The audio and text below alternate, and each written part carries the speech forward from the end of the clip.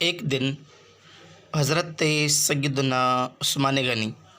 رضی اللہ تعالیٰ عنہ نے حضور علیہ الصلوۃ والسلام کی دعوت کی۔ جب حضور علیہ الصلوۃ والسلام حضرت سیدنا عثمان غنی رضی اللہ تعالیٰ عنہ کے مکان پر رونق افروز ہوئے تو حضرت سیدنا عثمان غنی رضی اللہ تعالیٰ عنہ آپ کے پیچھے پیچھے چلتے ہوئے آپ کو قدموں کو گننے لگے اور عرض کیا، یا رسول اللہ صلی اللہ علیہ وسلم، میرے ماں باپ آپ پر قربان، میری تمنا ہے کہ حضور صلی اللہ علیہ وسلم کے ایک ایک قدم کے بدلے میں آپ کی تعظیم و تکریم کے لیے ایک ایک غلام آزاد کروں۔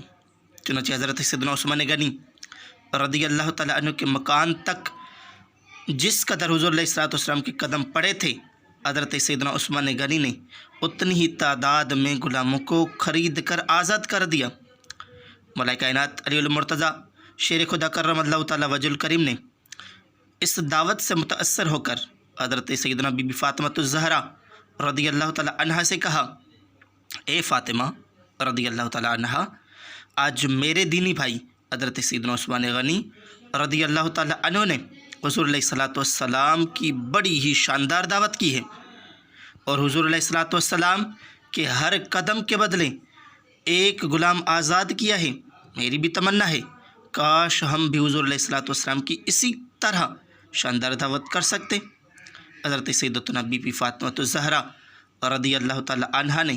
اپنے شوہر نامدار حضرت علی المرتضیٰ کرم اللہ تعالیٰ وجہ الکریم کے اس جوش تأثر سے متاثر ہو کر کہا، بہت اچھا، جائیے آپ بھی حضور علیہ الصلوۃ والسلام کو اسی قسم کی دعوت دیتے آئیے،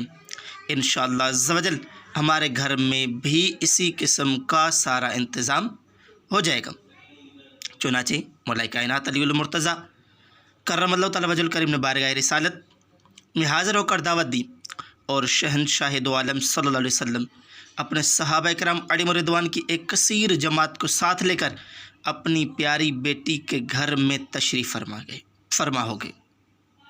حضرت سیدنا خاتون جنت رضی اللہ تعالیٰ عنہا نے تنہائی میں تشریف لے جا کر اللہ تعالیٰ کی بارگاہ میں سر بسجود ہو گئے اور یہ دعا مانگی، یا اللہ عز و جل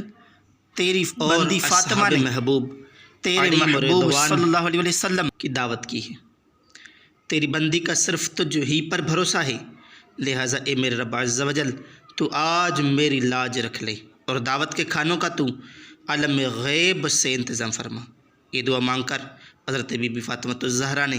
ہانڈیوں کو چولہے پر چڑھا دیا۔ اللہ تبارک و تعالیٰ کا دریائے کرم ایک دم جوش میں آ گیا اور اسے رزاق مطلق نے دم وزن یعنی فوراً ان ہانڈیوں کو جنت کے کھانوں سے بھر دیا۔ حضرت بی بی فاطمہ الزہرا رضی اللہ تعالیٰ عنہا نے ان ہانڈیوں میں سے کھانا نکالنا شروع کر دیا اور حضور علیہ الصلوۃ والسلام اور صحابہ کرام علیہم رضوان کے ساتھ کھانا کھانے سے فارغ ہو گئے،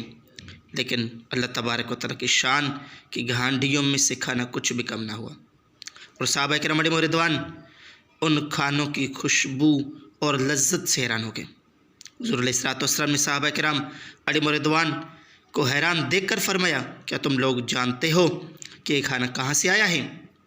صحابہ کرام علیہم رضوان نے عرض کیا، نہیں یا رسول اللہ صلی اللہ تعالیٰ علیہ وسلم نے آپ علیہ الصلوۃ والسلام نے ارشاد فرمایا، یہ کھانا اللہ تعالیٰ نے ہم لوگوں کے لیے جنت سے بھیجا ہے۔ پھر حضرت سیدنا فاطمہ الزہرا رضی اللہ تعالیٰ عنہا تنہائی میں جا کر اللہ تبارک و تعالیٰ کی بارگاہ میں سر بسجود ہو گئی اور یہ دعا مانگنے لگی، یا اللہ، حضرت عثمان غنی نے حضور علیہ الصلوۃ والسلام کے ایک ایک قدم کے بدلے میں ایک ایک غلام آزاد کیا تھا، اور لیکن تیری بندی فاطمہ الزہرا اتنی استطاعت نہیں رکھتی۔ اے خداوند عالم عز و جل، جہاں تو نے میری خاطر جنت سے کھانا بھیج کر میری لاج رکھ لی، وہاں تو میری خاطر اپنے حضور اپنے محبوب صلی اللہ علیہ وسلم کے ان قدموں کے برابر جتنے قدم چل کر میرے گھر تشریف لائے ہیں، اپنے محبوب علیہ الصلوۃ والسلام کی امت کے گناہ گار بندوں کو جہنم سے آزاد فرما دے۔ حضرت سیدنا فاطمہ الزہرا رضی اللہ تعالی عنہا جو ہی اس دعا سے فارغ ہوئیں،